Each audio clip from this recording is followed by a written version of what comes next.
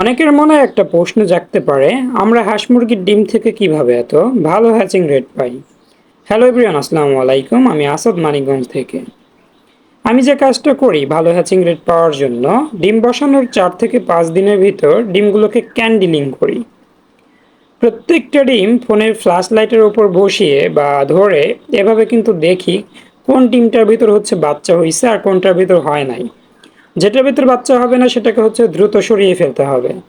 তা না হলে কিছুদিন পর থেকে সে ডিমটা ভিতর থেকে পচতে শুরু করবে।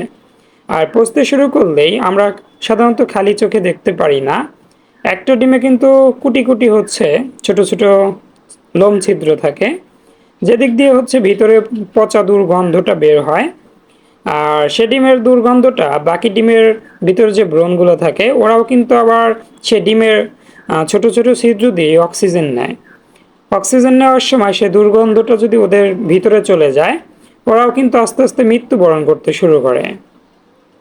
অবশ্যই আপনাকে প্রত্যেকটা হাঁস মুরগির ডিম বসানোর 4 থেকে 5 দিন পর এভাবে চেক করতে হবে যে লাল অংশটা দেখা যাচ্ছে রেখার মতো, এটা কিন্তু বাচ্চা। এরকম যে রেখাগুলো থাকবে সেগুলো হচ্ছে রেখে দেবো আর বাকিগুলো সরিয়ে ফেলবো। আর এর মাঝে হচ্ছে নিয়মিত আমাদের ডিমগুলো চেক করতে হবে, ব্রণ কিন্তু মারা যেতে পারে। যে ব্রণটা হচ্ছে মারা যাবে মানে নড়াচড়া করবে না বা বাড়তে থাকবে না, সেটা কিন্তু সরিয়ে ফেলতে হবে। কারণ একটাই, সেখান থেকে যেন কোনো প্রকার দুর্গন্ধ তৈরি না হয়। দুর্গন্ধ তৈরি হলে কিন্তু বাচ্চা বাঁচানো যাবে না, ভিতরেই কিন্তু বাচ্চা মারা যাবে। এর পাশাপাশি আরেকটা হচ্ছে, হাঁস মুরগি কিন্তু ওমে বসে সেখানে টয়লেট করে দেয়। প্রতিদিন অন্তত একবার করে হলে হাঁস মুরগিকে আপনার নিজ দায়িত্বে বাহিরে বের করে দিতে হবে। অনেকে আছে 1 থেকে 2 দিন পর্যন্ত বাহিরে বের হয় না, খাবার খায় না, কেবল ডিমে তা দিয়ে যায়। সেরকম হতে থাকলে দেখা যায় অনেক সময় টয়লেটটাও সে বাতে বসেই বা ওমে বসেই কিন্তু করে দেয়।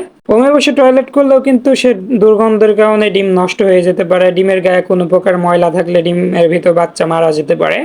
ও ঠিকঠাক মতো যদি অক্সিজেন না নিতে পারে বাহির থেকে। আর আমরা সবাই চেষ্টা করব ডিমগুলোকে একদম ফ্রেশ করে ওমে বসানোর। অনেকে আসলে মনে করে ধুয়ে বসালে বা পরিষ্কার করে বসালে সে ডিম থেকে বাচ্চা বের হবে না।